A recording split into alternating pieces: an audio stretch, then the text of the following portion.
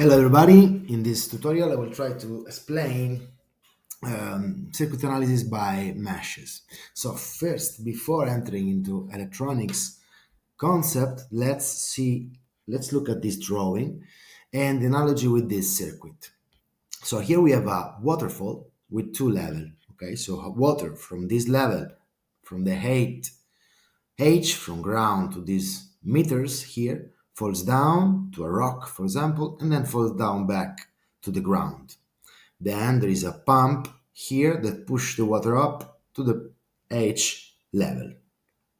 So from this drawing, it's easy to understand that H is actually equal to H1 plus H2.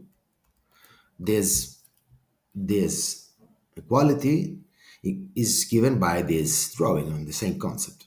This equality can also be written as H minus H1 minus H2 equal 0 and give exactly the same results. Okay, so just consider this because we will sum up voltages. So this is an analogy between voltage drop, which is potential energy, and the potential energy given by falling of water from an height, gravity, let's say.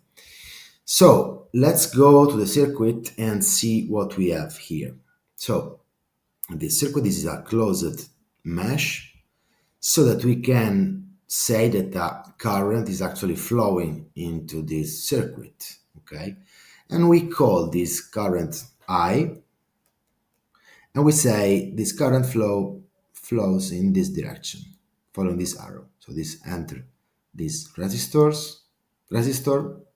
1, then exit resistor 1, and then enters resistor 2 and exit resistor 2, then come back to the battery. So if we recall now the Ohm's law for a resistor, we have that if we have a voltage drop V on the resistor and a current I flowing into this direction entering in the plus, we can say that V is equal to R times I. I will give you another video on this short topic, but for the moment just remember this.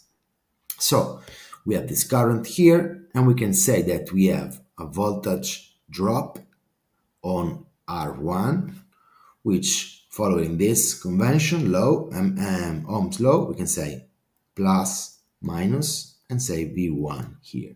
And on resistor 2, plus, minus V2. So now we have all the voltage drops into this mesh.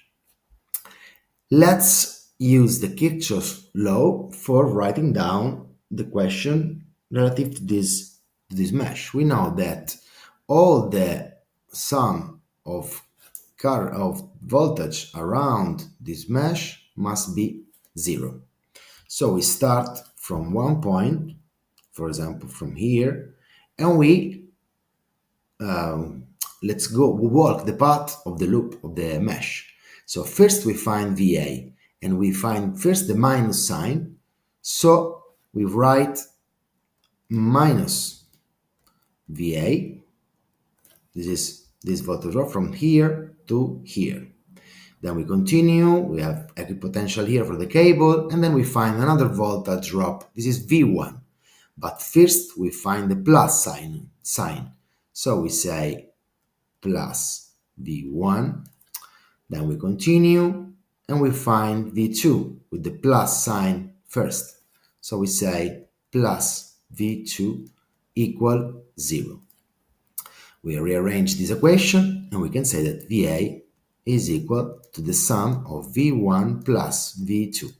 This is clear because actually we have a voltage difference between this point here, which is equipotential, and this point here, which is equipotential, which is equal to the voltage VA. And also on this side we have the same, so we must say that VA is actually equal to V1 plus V2. Okay, similarly to the waterfall analogy. Okay, so let's calculate, for example, the current of the current and voltage of this specific circuit. This is very simple. This is a voltage divider. So an easy way to calculate this is to consider that the 9 volt of VA are placed across two resistors, which are 1K. So basically we can say that I is equal to VA divided by the sum of R1 plus R2. Okay, because we have this voltage drop on these two resistors. The sum of these two resistors is 2 kilo in this case, R1 plus R2. VA is 9 volt, so we have that I is equal to 4,5 milliampere. And then from this we can calculate the voltage drop V1 and V2. Following the Ohm's law, we have that V1 is equal to R1 times I, so that it is 4.5 volt, and V2 is equal to R2 times I, which is 4.5 volt. As you can see, basically we have 9 volt divided into two equal fraction, 4.5 and 4.5 volt. Okay, this is a voltage divider, and in this case, as the resistors are the same, we divide the voltage in two equal parts.